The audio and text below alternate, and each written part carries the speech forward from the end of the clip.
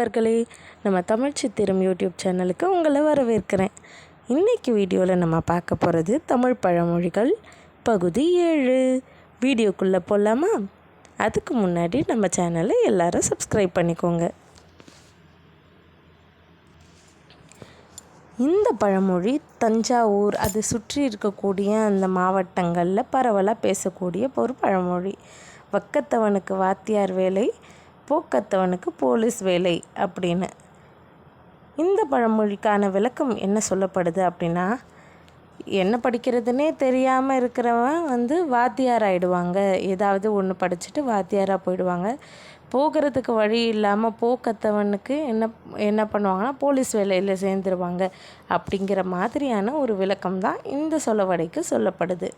ஆனால் இதுதான் சரியான சொலவடையா, இல்லை இந்த சொலவடைக்கான பொருள் இதுதானா? பார்க்கலாம். சரியான பழமொழி என்னன்னா, வாக்கு கற்றவனுக்கு வாத்தியார் வேலை, போக்கு கற்றவனுக்கு போலீஸ் வேலை. அதாவது வாக்கு சுத்தம் இருக்கணும். ஒரு விஷயத்தை, தான் படித்த விஷயத்தை மற்றவர்களுக்கு எப்படி சொல்லி கொடுக்கணும் அப்படிங்கிற அந்த முறை, அந்த டெக்னிக்னு நம்ம சொல்லுவோம் இல்லையா, டீச்சிங் மெத்தடாலஜி அப்படின்னு கூட நீங்கள் சொல்லலாம். அதாவது தான் கற்றவற்றை மற்றவங்களுக்கு எப்படி சொல்லி கொடுப்பது அப்படிங்கிற அந்த சூட்சமம் தெரிஞ்சவங்க, வாக்கு கற்றவர், அவருக்கு தான் வாத்தியார் வேலை பொருத்தமானதாக இருக்கும்.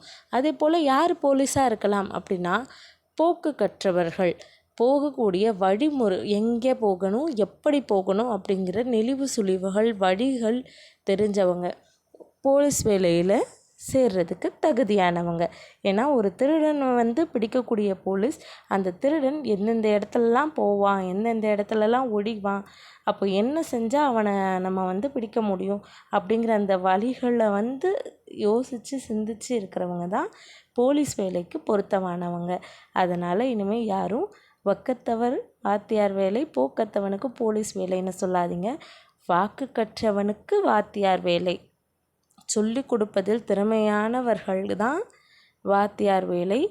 போக்கு கற்றவர்கள், எந்த இடத்துல நம்ம எப்படி நடந்துக்கணும், எப்படி போகணும் அப்படிங்கிறத தெரிஞ்சு வச்சுருக்கவங்களுக்கு தான் போலீஸ் வேலை சரியானதாக இருக்கும்.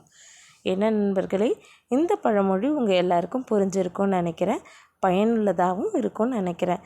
இந்த வீடியோ உங்களுக்கு யூஸ்ஃபுல்லாக இருந்துச்சுன்னா மறக்காமல் நம்ம வீடியோவை லைக் பண்ணிவிடுங்க, ஷேர் பண்ணிவிடுங்க.